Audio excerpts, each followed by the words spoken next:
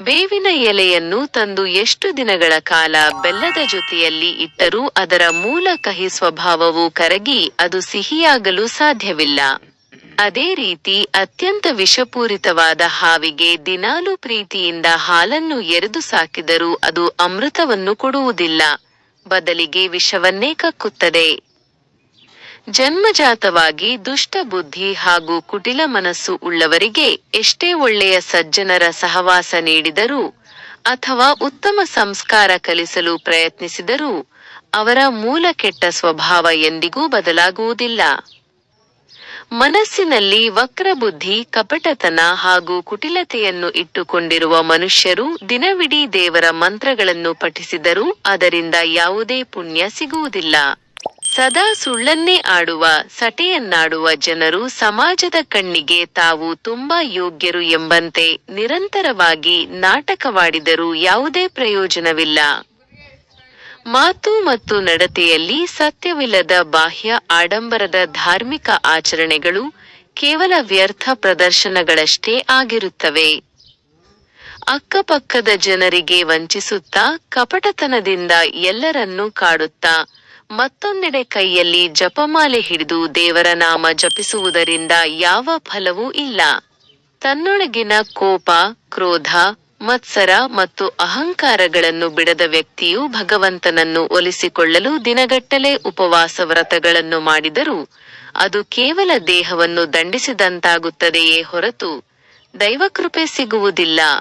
ಅಂತರಂಗದ ಶುದ್ಧತೆ ಇಲ್ಲದೆ ಮಾಡುವ ದೈಹಿಕ ಉಪವಾಸ ಅಥವಾ ಜಪಗಳು ದೇವರನ್ನು ತಲುಪಲು ಸಾಧ್ಯವಿಲ್ಲ. ತನ್ನನ್ನು ಹೆತ್ತು ಹೊತ್ತು ಸಾಕಿ ಬೆಳೆಸಿದ ತಂದೆ ತಾಯಿಯರನ್ನು ವೃದ್ಧಾಪ್ಯದಲ್ಲಿ ಸರಿಯಾಗಿ ನೋಡಿಕೊಳ್ಳದೆ ಅವರನ್ನು ಕಣ್ಣೀರಲ್ಲಿ ಬಳಲಿಸುವ ಮನುಷ್ಯನು ಕಾಶಿ, ರಾಮೇಶ್ವರ ಎಂದು ಪುಣ್ಯಕ್ಷೇತ್ರಗಳಿಗೆ ತೀರ್ಥಯಾತ್ರೆ ಕೈಗೊಂಡರೂ ಅವನ ಪಾಪ ಕರಗುವುದಿಲ್ಲ.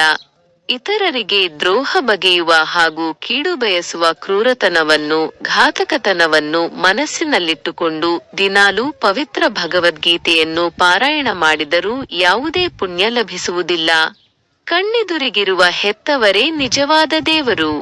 ಅವರನ್ನು ಗೌರವಿಸದೆ ಮಾಡುವ ಯಾವುದೇ ಪೂಜೆ ಅಥವಾ ಧರ್ಮಗ್ರಂಥಗಳ ಓದು ನಿಷ್ಪ್ರಯೋಜಕ.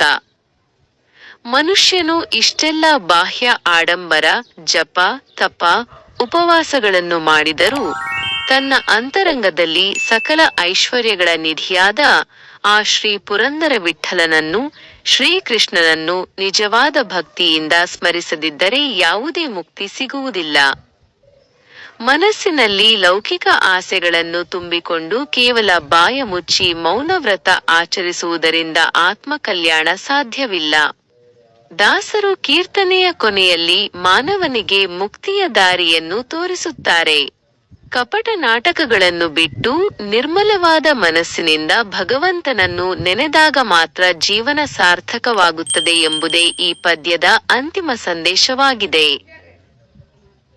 ಇನ್ನೂ ಇದೇ ಥರ ನೋಟ್ಸ್ಗಳಿಗಾಗಿ, PDF ಗಳಿಗಾಗಿ ಮತ್ತು ಕ್ಲಾಸಸ್ಗಳಿಗಾಗಿ ಕೆಳಗಡೆ ಇರುವ ಡಿಸ್ಕ್ರಿಪ್ಷನ್ನಲ್ಲಿ ವಾಟ್ಸಪ್ ಲಿಂಕ್ ಇದೆ. ಲಿಂಕನ್ನು ಕ್ಲಿಕ್ ಮಾಡಿ ನಮ್ಮ ವಾಟ್ಸಪ್ ಗ್ರೂಪ್ಗೆ ಜಾಯ್ನ್ ಆಗಿ.